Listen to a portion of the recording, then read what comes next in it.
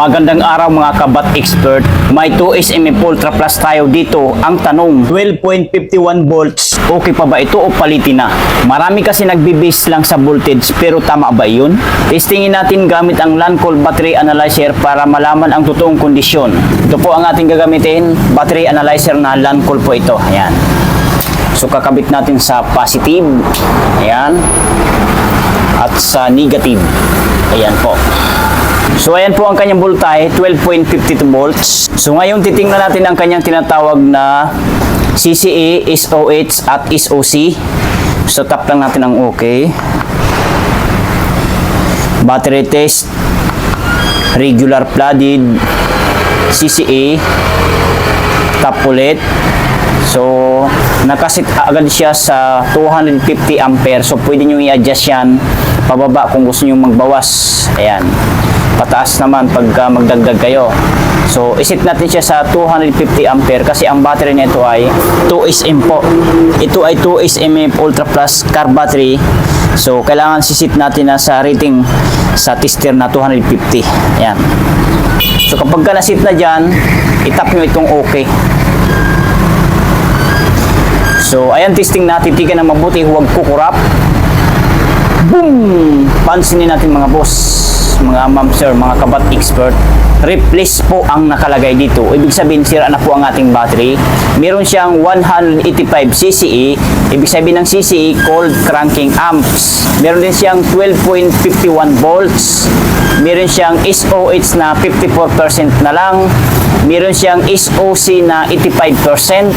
At meron siyang resistance na 16.09 milliohm or internal resistance 16.09 milliohm. So replace po ang nakalagay dito. Yan po ang kanyang result. So kulay pula ang light indicator ng ating battery analyzer. So nagpapahiwatig na palitin na o sira na po ang ating battery. So ayan po. Kita nyo naman po. Ngayon, himayin natin isa-isa. 12.51 volts sa tingin ng iba, okay pa yan. Pero tandaan, voltage lang ay hindi sapat para malaman kung malakas pa ang battery. Pwede mataas ang volts, pero mahina na ang cranking power.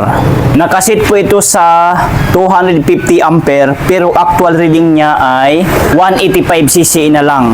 Ibig sabihin, mahina ng starting power nito. Kapag bumaba ang CCA, mahirapan na yan mag-start, lalo na sa umaga o malamig ang makina. Dito naman sa SOH, ano ibig sabihin? SOH, state of health, overall condition po ng battery yan.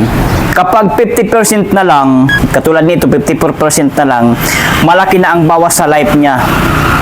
So practical advice, malapit na itong bumigay. Itong SOC naman, state of charge ay 85% na lang. So ibig sabihin charge level lang po ito ng battery. Ibig sabihin may charge pa siya, pero hindi ibig sabihin malakas pa. So ito namang tinatawag na R, resistance o internal resistance, meron siyang 16.9 milliohm. Medyo mataas na ito.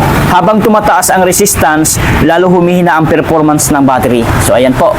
Kahit 12.51 volts po ito, pero dahil mababa ang kanyang CCE, 185 CCE na lang, SOH niya ay 54%, mataas ang resistance niya, 16.09 milliohm, replace po ang result. Ayan. Mas safe na palitan ito bago magtirek sa daan. Okay? Mga kabat expert, huwag lang sa voltage tumingin. Gumamit ng tamang battery analyzer para sigurado. Kung may natutunan ka today, like, share at subscribe sa Bat Expert PH para mas marami pa tayong matulungan tungkol sa car at motorcycle battery.